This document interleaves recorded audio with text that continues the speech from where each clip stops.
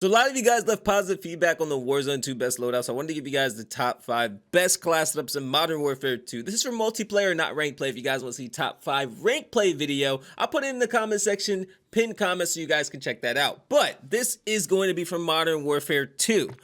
This is going to be the first thing I want to show you guys actually with Vaznev, even though it's not going to be the #1 thing you see in multiplayer. I'm still going to show it to you. I want to actually show you these 5 weapons. These are the things that I'm going to be showing you right away, just to let you guys know.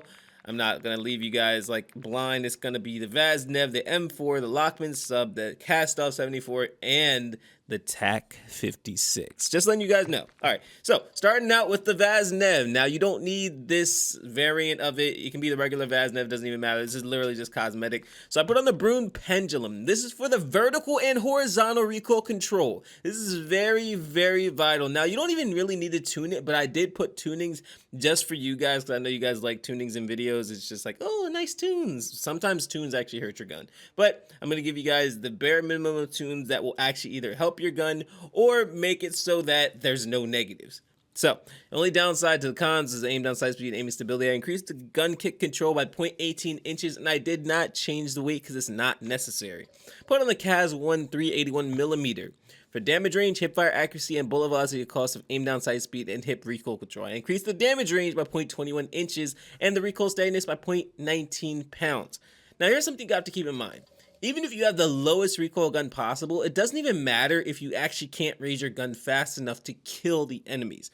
So you have to make sure that your build is fast enough to actually ADS, or you're just going to be ADSing around the entire map, and I mean, who honestly wants to do that? 45 round mag does decrease the movement speed, aim down, sight speed, blah, blah, blah, all that pointless stuff.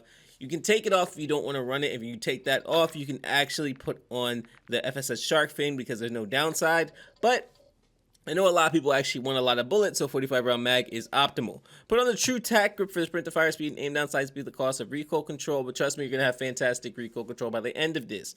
Sprint to fire speed at negative 0.16 inches and the weight at 0.03 ounces, basically not changing. It doesn't even really matter. Put on the Oprazat stock for aim, walking speed, and sprint speed, the cost of aiming stability. I didn't change the length, but I put the aim down sight speed to negative 3.23 ounces. And then check this thing out. This thing is absolutely incredible. It doesn't take much effort to use. Literally super low recoil, short to medium range. Long range is the only thing that's not really my favorite, just because it is harder to control long range. I mean, you can still do it, but short to medium is where it really shines, obviously. If you really have to get into the long-range gunfights, I would honestly recommend like peeking in and out in the gunfights. Otherwise, you're just going to do really bad.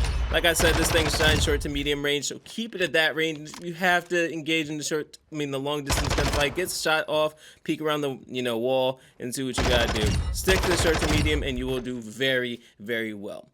So this is the first thing I want to show you guys. Next, we're moving on to the M4 because the M4 is still my baby. It's still so good, and I'm surprised people don't use it that much in multiplayer. It's just that gun. So we're going to start out with a high tower 20-inch barrel for the bullet velocity, damage range, recoil control, and hip fire accuracy at the cost of aim down, sight speed, movement speed, and hip recoil control. I put the damage range to 0.21 inches and the recoil steadiness to 0.31 pounds.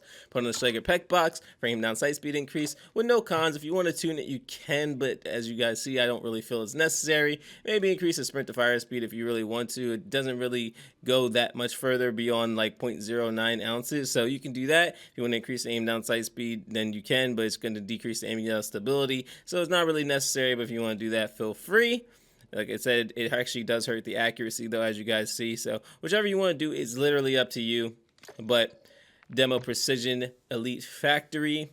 This is for aiming stability and recoil control at the cost of aim down, sight speed, crouch movement speed, aim walking speed, and sprint speed. So I increased the aiming out stability at 1.08 inches, and I did not change the weight. I put on the X10 grip for sprint to fire speed and aim down, sight speed at the cost of recoil control, and increased the sprint to fire speed to negative 0.10 inches. I put the recoil steadiness to 0.23 ounces and the 45 round mag on. If you guys don't want the 45 mag, you don't need it. It's just to give you guys more bullets. And here's the outcome. This thing is just super easy to use. It's actually a very strong weapon and has super low recoil. In my opinion, probably one of the best ARs overall. I mean, the ISO Hemlock has been, you know, going crazy. A lot of people like using the ISO Hemlock, but I love using the M4 just because it's super low recoil, super fast fire rate, and in multiplayer, it just gets the job done. But we're gonna move on to the Lachmann Sub. The Lachmann Sub is still one of my favorite weapons, even though in multiplayer, I actually do use a weird stock. I do use a stockless. I'll put it this way. It works well for me in multiplayer because in multiplayer, people aren't as good as, say, ranked play. So you can actually, you know, have that good movement and you can be slightly less accurate just because you're not going to get penalized as much for using a build like this. So AVR T90 comp for horizontal and vertical recoil control at the cost of aim down sight speed and aiming stability. I did not change the length. I increased the weight by 0.23 ounces from the F-Tech M Sub 12-inch for bullet velocity, damage range, recoil control, and hip fire accuracy at the cost of aim down sight speed, movement speed, and hip recoil control. I increased the damage range by 0.31 inches and the recoil steadiness by 0.19 pounds. LM stockless mod, you can't change it, but it helps with aim down sight speed, sprint to fire speed, movement speed, and hip recoil control at the cost of aiming recoil control, aiming stability, and flinch resistance. Next is the Lachmann TCG10 for recoil control at the cost of aiming stability. I increased the sprint to fire speed by negative 0.17 inches, and the weight by negative 0.03 ounces. Put on the 40 round mag, and like I said, the outcome is this bad boy right here. Does actually get the job done short to medium range. Long range is just not worth it. You're not going to hit the target. It's just, in fact, I'll show you guys. This is me not holding, like me not trying to like be accurate or anything like that. And this is me trying to be accurate. Like this is me doing my very best to be accurate.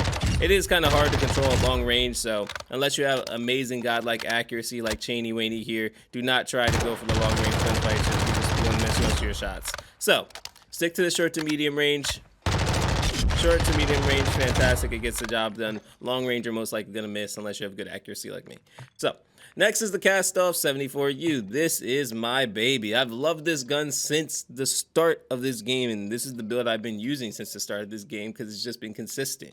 As much as they try to nerf it, as much as they try to make it weak, this thing has just been consistent. So we're starting with an Echoless 80 for sound suppression, bullet velocity, damage range, and recoil smoothness at the cost of aim down sight speed and aiming stability. Increase the bullet velocity by 0.52 inches and the recoil smoothness by 0.72 ounces.